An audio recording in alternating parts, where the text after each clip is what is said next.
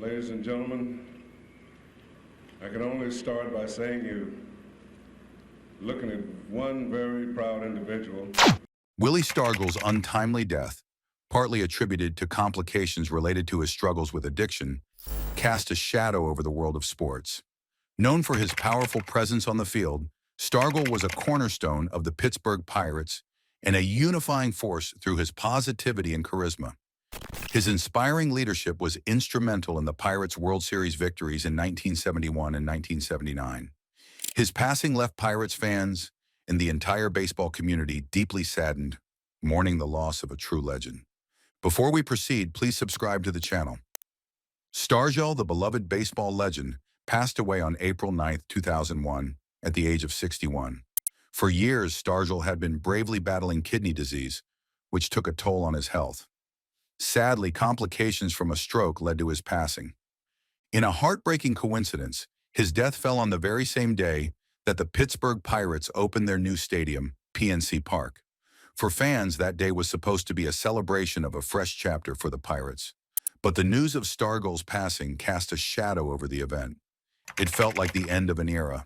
Stargell was more than just a player. He was a hero to Pittsburgh, a true leader, and the kind of player who could lift up his team and inspire fans across generations. Known for his powerful home runs and the warmth he brought to the team, he earned the nickname Pops, becoming a beloved figure both on and off the field. In 1985, Stargell found himself in a challenging and unexpected spotlight when he testified in Pittsburgh's high-profile drug trial, which involved several former Pirates players. During his testimony, Stargell admitted that he had used cocaine and amphetamines at certain points in his career. However, he firmly denied any involvement in distributing drugs to his teammates. For some, hearing this confession from a hero like Stargell was a shock, and it did impact how a few people viewed him. Yet many others, including fans and former teammates, stood firmly by his side. They respected him for being open and taking responsibility for his actions. In 1959, Stargell signed with the Pittsburgh Pirates and began his journey in the minor leagues.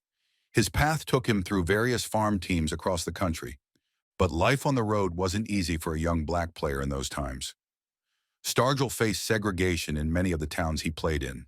He couldn't stay in the same hotels as his white teammates and had to lodge in rundown, segregated neighborhoods. In one frightening incident in Plainview, Texas, a man even threatened him at gunpoint, warning him not to play that night. Despite the threat, Stargell took the field, and fortunately, nothing happened. Stargell debuted in the majors at 22, joining the Pittsburgh Pirates at the end of the 1962 season. His rookie year in 1963 was modest, but he bounced back in 1964 as a full-time player, splitting time between left field and first base. That year, Stargell made his mark by hitting the first-ever home run at Shea Stadium and earning his first of 7 All-Star Game selections. Despite struggles with conditioning, once arriving at spring training at 235 pounds, Stargell was a powerhouse, improving his fitness over time. By 1969, he had an impressive season, hitting .307 with 29 home runs and 92 RBIs. Stargell's career truly began to soar in 1970. That year, he hit .264 with 31 home runs and 85 RBIs, finishing 15th in MVP voting. On August 1st, during a televised Saturday game of the week, Stargell made history by becoming just the 3rd player ever to record 5 extra base hits in one game. That season, the Pirates clinched the National League East title, their first postseason appearance since 1960. In 1971, Stargell took his game to a new level. He won his first of 2 home run titles, hitting 48 homers, just beating Hank Aaron's 47. Though he finished second in MVP voting, he helped lead the Pirates to a World Series victory over the Baltimore Orioles, earning his place as a cornerstone of the team. Over the next few seasons, Stargell continued to shine. In 1973, he led the league in both home runs and doubles, a rare feat not seen since Hank Greenberg in 1940. He narrowly missed the MVP award again, but solidified his place as one of the league's best. By 1975, he had moved permanently to first base and hit his 400th career home run 2 years later.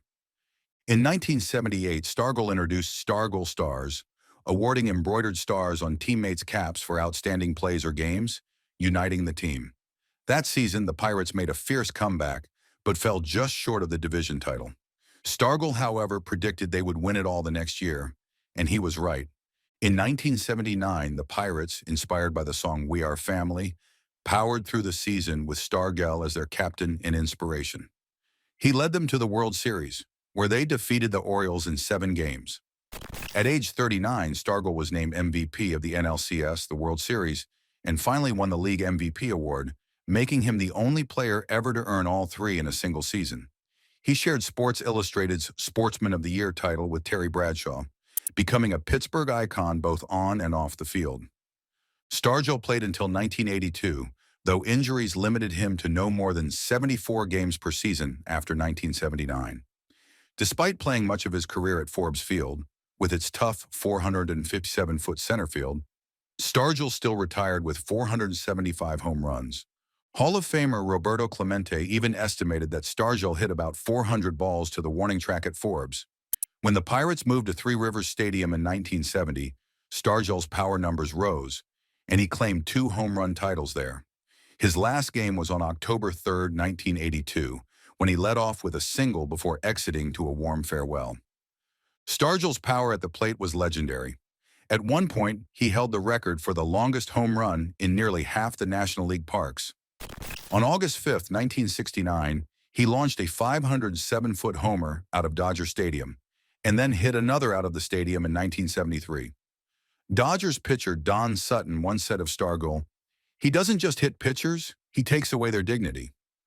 Stargell also hit record-breaking shots at other parks, including a 535-foot blast at Montreal's Olympic Stadium, where the seat it landed in was painted yellow to honor his achievement.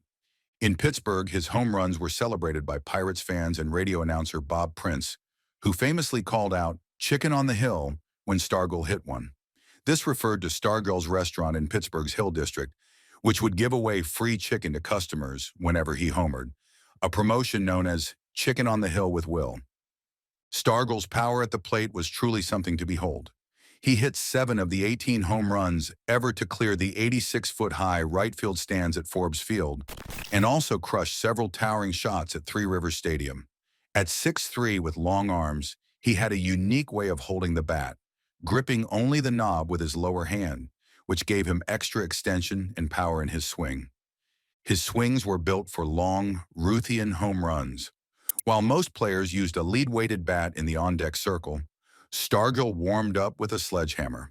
In the batter's box, he'd windmill his bat until the pitcher started his windup, making his presence known. In 1982, the Pirates retired Stargell's number 8 in his honor. Then in 1988, he was inducted into the Baseball Hall of Fame, cementing his legacy as one of the game's greats. Well, that brings us to the end of today's video. Make sure to subscribe to Baseball Icons so that you never miss an update.